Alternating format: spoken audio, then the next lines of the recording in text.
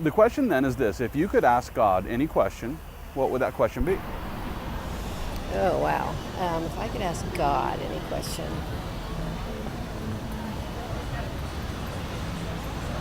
I guess I would probably have to say, why do you allow such horrible things to happen? If you have that kind of control, if there is really a superior being that has some sort of sense of control, why does he let the world become such a horrible place? That's a great question, and one that's often asked. And if I could offer some information from what God has shown us in the Bible, number one, sin has entered into the world by the choice of man, and the evil repercussions of those sinful choices, well, that's also by our design and not his. Number two, he has promised a day when he will bring an end to all evil and punish every sin, and that's the day of judgment.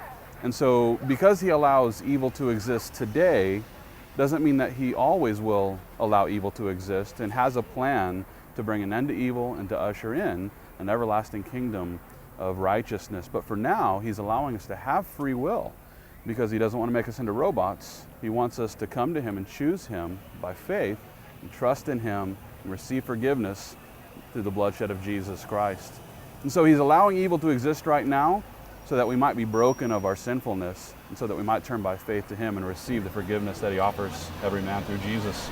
Sounds egotistical to me. Why would that be egotistical? Because he's saying basically, unless you believe in me, then the good things in the world don't happen, and you won't be redeemed, et cetera, et cetera. That plays into that sort of whole pyramidal thing of, somebody at the top having total control of everything, and I don't understand why that would.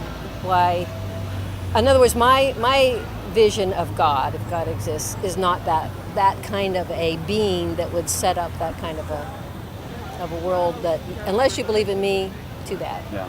Well, let's think about it a little bit differently.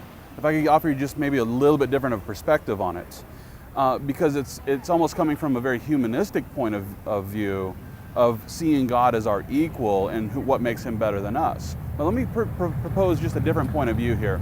If you were to go down to Padre Island, if you were to go down to Mustang Island, and you drove through Corpus, you would get to a bridge, and you could choose to cross that bridge and go to the island, or you could say, well, that island's stuck up, it's only offering me one way, how dare this island, and how dare the state of Texas only offer me one solution to get to the island. Well, you don't do that. You see the bridge, you drive over the bridge, you enjoy the ocean that's on the other side of the island.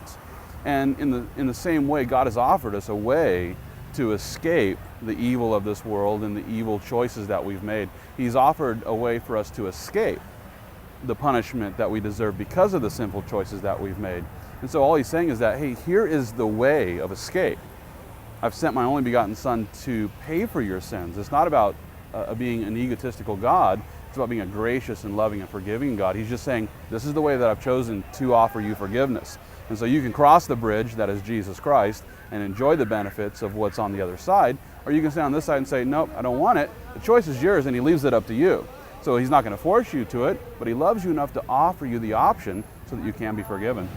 That's a good answer. All right. That's a good answer. Well, it's great to meet you. Nice to meet you. You be safe out here, okay? Okay.